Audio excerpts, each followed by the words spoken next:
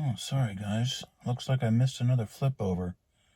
Yeah, I was thinking about this right up to about 33 miles before, and somehow I got distracted on the last ride back from Rochester. Sorry guys. Okay. So, we're under here. Yeah. Bratwurst doesn't like to back up without banging and hesitating and clunking, so I think the rear differential's almost dry. Oh, I don't know if I mentioned this or not, but Herr Cougar, after driving all the way across the continent and then halfway back again, decided to quit on the way to church. Yeah, in town. I flooded it. I bogged it down in first gear and fouled the plugs. 10 minutes later, it roared back to life with a cloud of black smoke, but I find that amazing. 9,000 miles.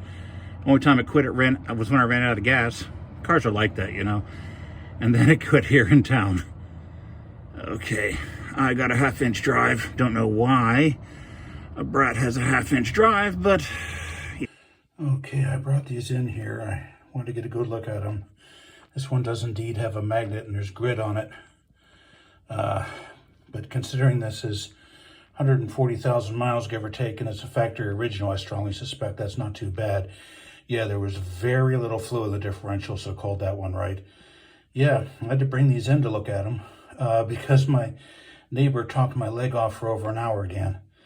Okay, clean them up, put them back in, fill it up with fluid. Should be able to call this one done. Okay, I wanted to rotate the tires and repack the bearings, but fortunately Bratwurst has so little, the jack points are gone. I kind of knew that already, but it's even worse than I thought. So wasn't able to do that. Maybe we'll call Jason, see if we can get it up on a lift or something. I'd like to get the tires rotated. I'd like to get the bearings repacked, get the steering wheel straightened out to the right configuration and a right rotation, whatever. And maybe rebuild the carburetor and fix the exhaust, of course. Got a new idea on that. And new windshield. Hopefully we'll be ready for the next trip. Okay, I don't know if this is going to make it into the episode here, but what's happening is Herr Cougar is vapor locking. One, because it's 1970s Ford, and two, because it needs new rear springs, and so the pump has to pull harder on it, you know, row GH, so it's more likely to vapor lock. And when I'm trying to start it when it's vapor locked, it has to work really hard, and it ends up frying the wires.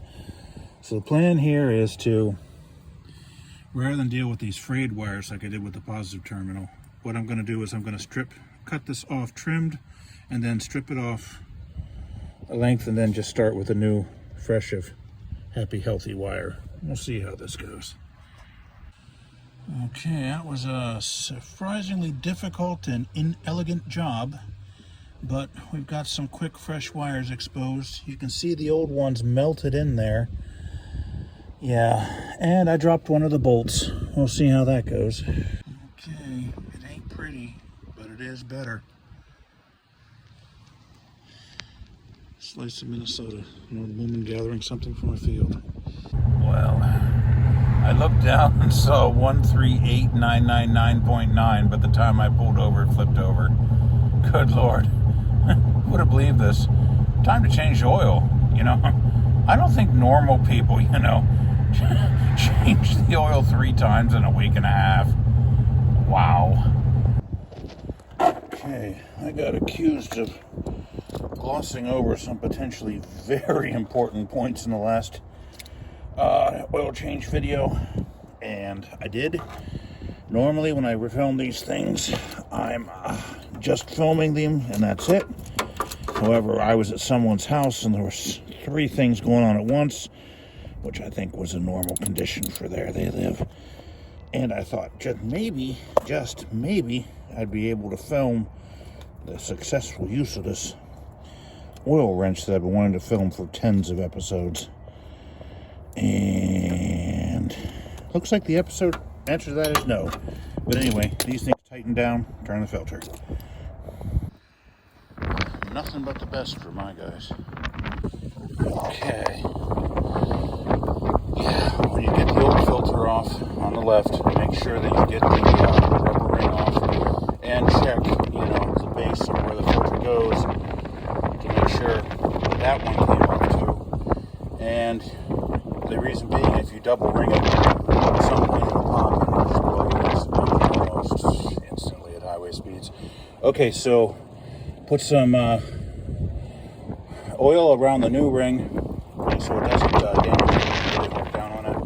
And I always add as much oil as I can to these new filters to minimize the time. Sorry, it's not short.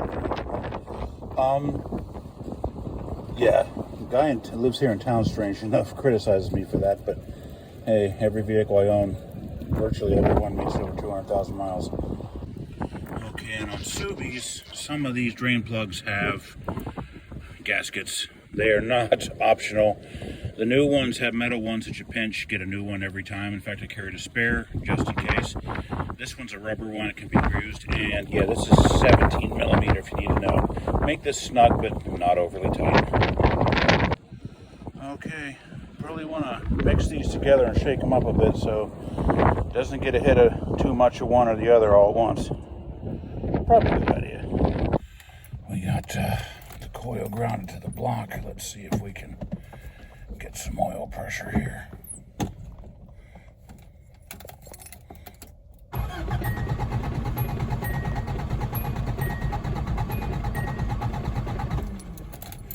That's as hard as I want to work the starter. Okay, 1 for the money, 2 for the show. Wow, it's amazing how the power brake started working as soon as it fired up. Oh, I shouldn't be revving it this high at an oil change. Anyway, there we go. That beautiful oil pressure comes on up. Precious, I'll say, maybe not beautiful. Okay, I just got to check the level here, and then I think we're done.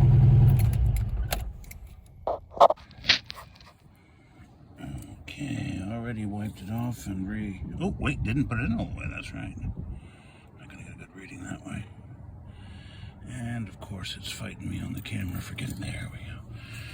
Okay. Let's see what we got here. Oh. Yep. Perfect, pretty much perfect. Maybe a little tiny hairline low, and almost as clear as water. Sense of satisfaction mentioned in Zen and the Art of Motorcycle Maintenance. Okay, guys, this part's done. Onto the exhaust. Here's a little bit for bits and bobs. When I first got this exercise bike, I put it together. I was so taken by the sound it makes when I put on the handlebars. I thought that's really cool, but since I'm installing it only here at the once, much as I move, as pathologically peripatetic as I am, silly me. Okay, just interesting. Okay, today we're going after the exhaust problem, which is now diagnosed, I guess. We got the not Rhino ramps and the wheel chock. Okay, I got one of them out. It came out all in one piece, which I didn't expect. I thought this would loosen, but we got it. Now, we've got to replace this one here, and possibly the gasket. And how do we know if we got a broken off stud in there or if this just vibrated out? Well, I'm going to check the depth with the screwdriver. Unfortunately, 2 hands for that, so I can't film it. Sorry, guys. Okay, let's see if O'Reilly's can help us out with this part. Notice that I'm worried enough about a ticket from the exhaust that I actually took Herr Cougar. I must be getting responsible rolled or something. Okay, O'Reilly's didn't even have anything on the computer. No options at all, so I'm here at Aero Hardware and Paint. I thought it was Ace. Maybe they got bought out or something. I'm really hoping these guys can help me out here. Oh, I tell you, those guys in the hardware store couldn't have been nicer, couldn't have been more helpful. Yeah, hey, When I was younger, I used to, everything had to be stock, everything had to be original equipment. And, you know, when I do a full restoration on a car, I try and make it that way, but sometimes concessions must be made. This is an M1.25 with a thread of 1. This will do exactly what the thing on the left does. Just tighten it up till it's quiet. Life's so much more relaxed this way. Nothing.